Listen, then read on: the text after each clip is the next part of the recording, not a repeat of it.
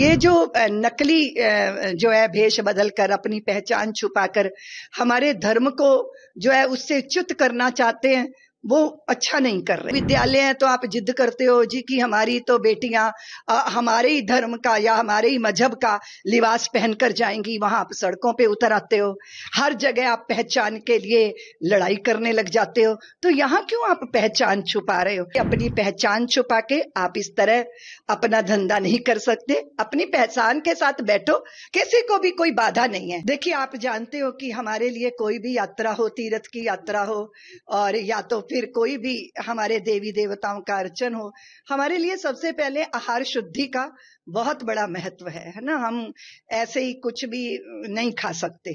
हम जब साधना में होते हैं तो हमारी आहार शुद्धि, विचार शुद्धि और व्यवहार शुद्धि। तो ये जो नकली जो है भेष बदलकर अपनी पहचान छुपाकर हमारे धर्म को जो है उससे च्युत करना चाहते हैं, वो अच्छा नहीं कर रहे। जब आप सरकारी जो संस्थान होते हैं, अगर विद्यालय है तो आप जिद करते हो जी कि हमारी तो बेटियां हमारे ही धर्म का या हमारे ही मजहब का लिबास पहनकर जाएंगी, वहां आप सड़कों पे उतर आते हो, हर जगह आप पहचान के लिए लड़ाई करने लग जाते हो। तो यहाँ क्यों आप पहचान छुपा रहे हो? और हमारे यहाँ तो कोई भेद इस तरह किया नहीं जाता, लेकिन आहार की शुद्धि ये हम क्यों सजग हुए जब हमने देखा कि तमाम इस्लाम के लोग जो है वो वस्तुओं में, पदार्थों में, खाने वाली चीजों में थूक थूक के उसके बेच रहे हैं। जब ये सारी, तब तो सनातनियों की आंखें खुली, क्योंकि सनातनी तो समाज बहुत ही भोला कह लो या जो भी कुछ कह लो, उसे बहुत कुछ तो पता ही नहीं। और जब ये सब पता चला तो लोग सजग हुए हैं। मुझे लगता है कि अपनी पहचान छुपा के आप इस तरह अपना धंधा नहीं कर सकते। अपनी पहचान के साथ बैठो, किसी को भी कोई बाधा नहीं है। आप अगर शुचितापूर्ण भोजन बना रहे हैं तो आपके यहाँ भी भोजन किया जाएगा, लेकिन इस तरह धोखा देकर इतनी कठिन यात्रा होती है बंधु।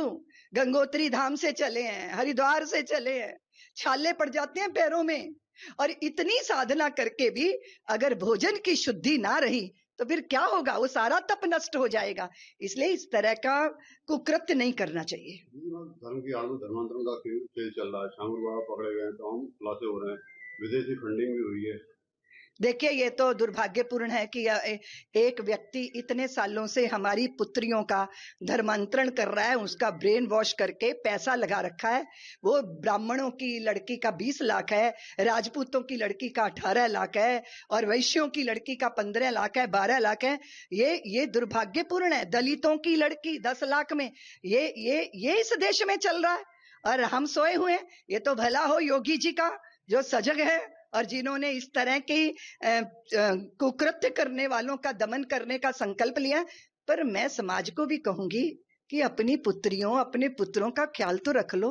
वो आपके घर में हैं, लेकिन वो आपके घर में रह के भी आपके साथ नहीं है, क्योंकि उनके साथ कोई और काम कर रहा है। इसलिए सब कुछ सरकारें करेंगी। सनातनियों, आप तो कुछ कर लो अपनी संतानों को।